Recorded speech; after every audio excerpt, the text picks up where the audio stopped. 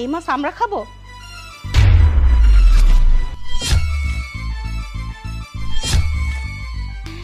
দেখি তো বস্তায়, নিশ্চয়ই বস্তায় গরুর মাংস, মুরগির মাংস, ভালো ভালো ফল ফ্রুট এনেছেন, তাই না বিআই সাহেব?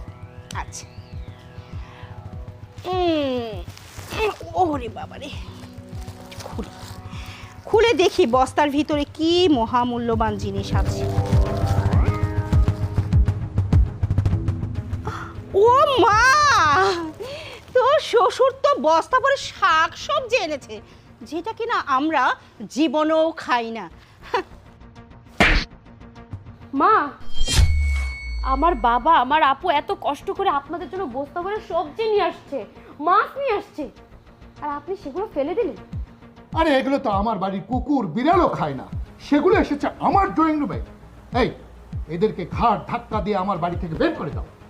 ঠিকই বলেছ, আমি এক্ষুনি ঘাট ধাক্কা দিয়ে কিভাবে এদেরকে বাড়ির থেকে বের করতে হয় সেটা করছি। কি ব্যাপার, কি হয়েছে বাবা? আরে স্যার, আপনি এখানে? স্যার? আরে তুই কি বলছিস? এই ভিখারি তোর স্যার? এত নিশ্চয়ই কোথাও ভুল হচ্ছে। আরে বাবা, তুমি চিনতে পারছো না? উনি হচ্ছে বশির চৌধুরী।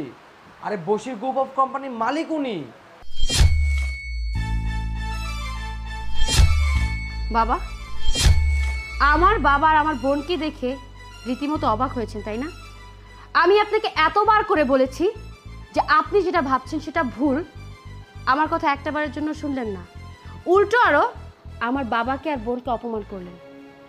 শেফা, থাম তুই।